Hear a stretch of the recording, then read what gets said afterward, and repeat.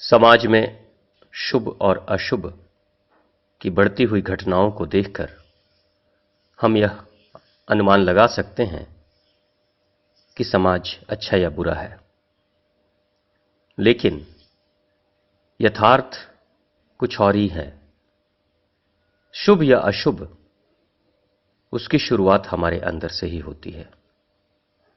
हमारी प्रकृति के अनुसार से शुभ और अशुभ की यात्रा की शुरुआत होती है। यात्रा तो खुद से ही शुरू होती है, खुद के अंदर से शुरू होती है, लेकिन बाहर प्रकट होती है। तो बाहर के प्रकटीकरण को हम ये मान लेते हैं कि सारा का सारा दोष बाहर के समाज का है, ना कि मेरा है।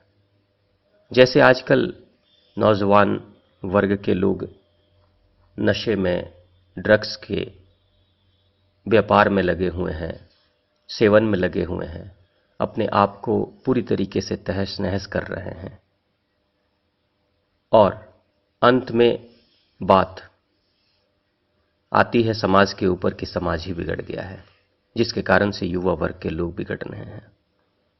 लेकिन सच्चाई तो यह है कि जिस चीज को हम तलाश करते हैं अपने अंतरात्मा से, प्रकृति के आधार पे, जो भूख, जो प्यास, जो तड़प रहती है हमारे अंदर, उसी को हम बाहर देखने की कोशिश करते हैं।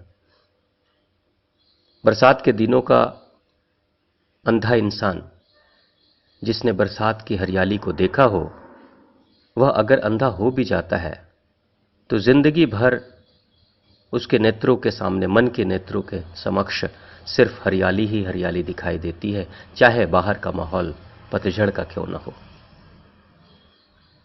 एक इंसान जो 3 दिनों का भूखा था, कवि था, सौंदर्य का प्रेमी था, कविताएं लिखा करता था, वह कहता है कि मैं हर वक्त जब कभी भी पूर्णिमा के चांद को देखता था तो उस वक्त मुझे अपनी प्रेयसी याद आती थी। मैं चांद की खूबसूरती का तुलना मैं अपनी प्रेयसी के चेहरे से किया करता था और कविताएं लिखा करता था।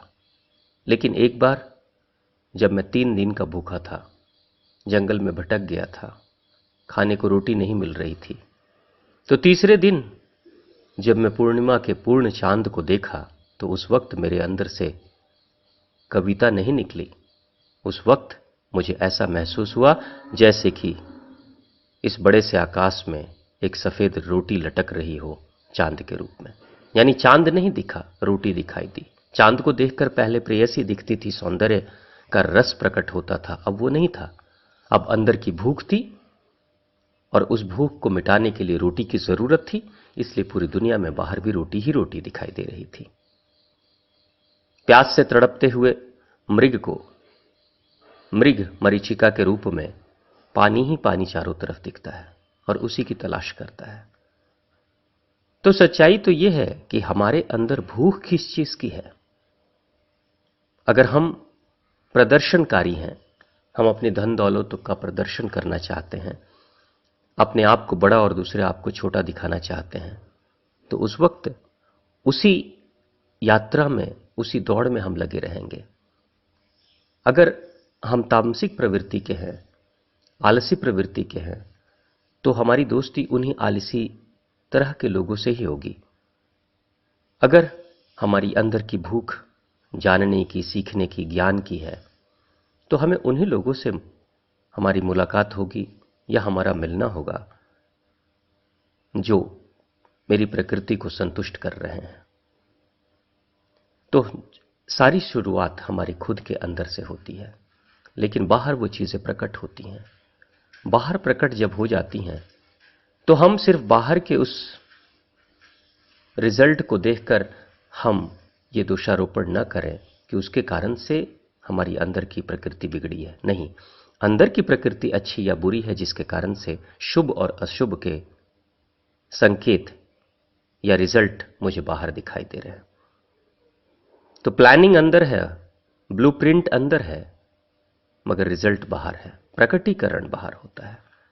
तो बाहर को शुद्ध करने के लिए बाहर को शुभ करने के लिए हमें सर्वप्रथम अपने आप को शुद्ध और शुभ करने की जरूरत है। धन्यवाद। आपका दिन शुभ हो।